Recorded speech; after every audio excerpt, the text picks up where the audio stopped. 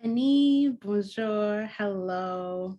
My name is Nicole Balthazar, and I will be the lead associate representing our firm in today's virtual meeting during these unprecedented times.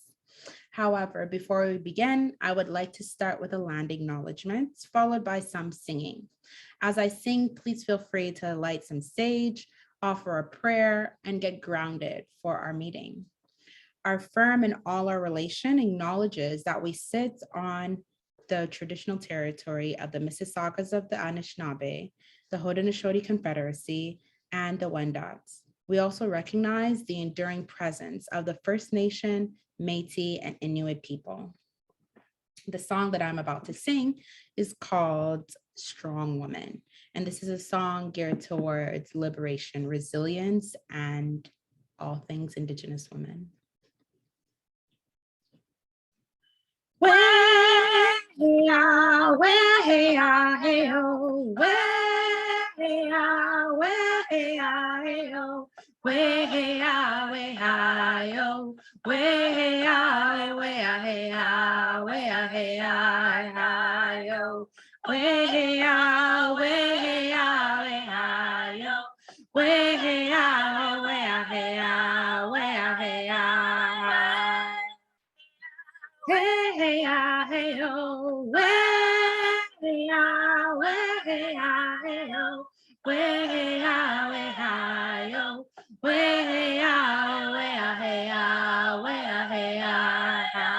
yo. As previously mentioned in our memo, today's meeting will be geared towards the significance of our wampum belts and ways to reconcile our futures. Our firm's Royal Proclamation 2021 Wampum Belt has beautiful symbols which acknowledge the history of Indigenous peoples in Canada and point towards the future of reconciliation and land sovereignty. This is depicted within the colors that are shown on our belts. The background transitioning from white to purple back to white, showing how settlers and Indigenous individuals and their relationships and how it flowed throughout history. Much like water flowing backwards, our relationships weren't always on the forefront. Instead, it was moving away as opposed to moving forward. The white symbolizes purity, good minds, and peace, while purple symbolizes a time of conflict and war. The purple represents the trauma faced by our people, which is necessary to acknowledge in the process. And the white symbolizes returning to a time of peace and balance, such as a time long before colonization and conflict. The red female figures on the belt symbolize our murdered and missing Indigenous women, girls, and two-spirited individuals, our stolen sisters that never made it home but are never forgotten. The figures of the women are placed at the top three links that are shown binding friendship, representing our people and Canada. Now it is time to honor those treaty promises determined to land. And while abolishing the doctrine of discovery, now is the time to abolish the land claim, the process, as well as abolishing the Indian Act. Now is the time for true reconciliation and action. Prime Minister Trudeau, when renewing our nation-to-nation relationship with our people, it is crucial that Canada's government keeps the Indigenous worldview at the forefront.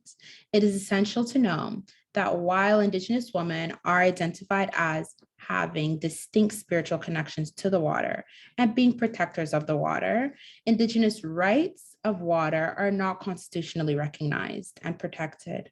Many Indigenous reservations to this day still do not have access to basic human rights of clean water. Like other critical Indigenous issues, the water crisis disproportionately affects Indigenous women. Researchers have found out that the rise of contamination in the water has also been correlated to rising infertility, miscarriages, as well as birth deformities within Indigenous women, reflecting how violence inflicted on waterways is interrelationally inflicted in Indigenous bodies. Let it be noted that you, Prime Minister Trudeau, in 2015, made an ambitious promise to end this pandemic of unsafe water in more than 100 First Nation communities across this country. However, today, the federal minister overseeing the issue has acknowledged that the government has missed its March deadline on the 5-year promise.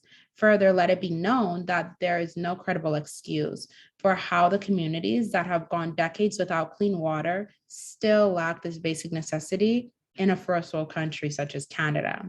Therefore, when contemplating the water crisis, we must begin by recognizing Indigenous women's cultural connection and jurisdictions over water while contemplating the empty promises being made. Knowledge keepers and elders within the community often use trauma to describe the profoundly emotional, spiritual, and psychological pain one has endured. Colonial violence has formed traumatic realities for many Indigenous individuals, which has continued for several generations through the loss of land, forced relocation on reservations, residential schools, as well as the 60 scoop. Prime Minister Trudeau, this persisting trauma is reflected in and continued by the missing and murdered Indigenous women, girls, and two-spirited trans individuals.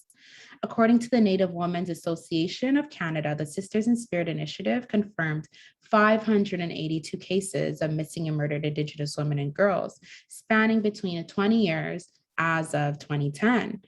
In 2013, the RCMP released a report stating that there was 1,181 cases of these missing women and girls.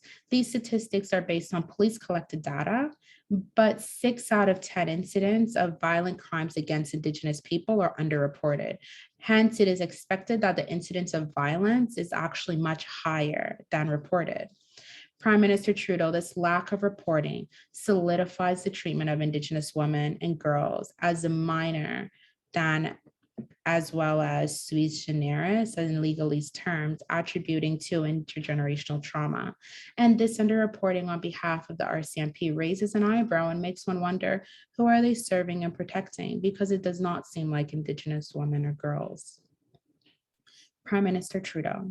In order to renew the relationship between Canada and the Indigenous people, there needs to be guaranteed resources put into place for families of the missing and murdered Indigenous women and girls so that they are supported through the tragedy and the trauma. The Canadian government must commit to accurate reporting and investigation for Indigenous peoples, just like her settler counterparts, to counteract the harmful notion that Indigenous women, we are less than. Furthermore, steps must be taken to ensure the issue of murdered and missing Indigenous women is eradicated. Of any Indigenous person that dies at the hand of racism is eradicated. Justice for individuals such as Colton Boushie. It is clear through Canada's prior attempts at reconciliation, the ethnocentric and Canadian research methods are not sufficient for reconciliation with Indigenous people. We have always had our own laws and our own legal system and knowledge. Your government, Prime Minister Trudeau, should work towards promoting awareness in Canadian society about Indigenous culture and legal systems. It is necessary that the teachings of these laws is done through Indigenous perspectives, such as storytelling.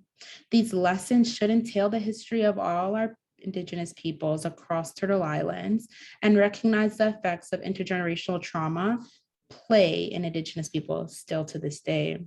This is especially relevant when addressing the water crisis in Indigenous communities.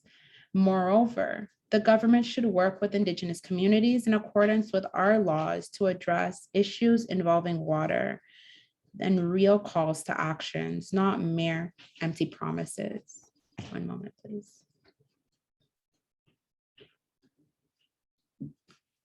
This is especially important given that the water crisis intersects with marginalization of Indigenous women. When the level of trauma faced by Indigenous communities goes unnoticed and unresolved, it filters onto the next generation. Our babies feel the pain of their ancestors. Therefore, it is important and the utmost to acknowledge Canada's shameful past and commit to acknowledging and respecting rights and wishes of Indigenous people. In this way, we can move towards a more peaceful future. We can move towards a more just society, and we can move towards our Indigenous individuals feeling like they are a part of this land. This land is ours as much as it's yours. And we want to work together for us to have a much brighter future than the ones that we had in the past. Chimiigwech for your time, Prime Minister Trudeau, and I hope you have a restful and healthy holiday. Thank you.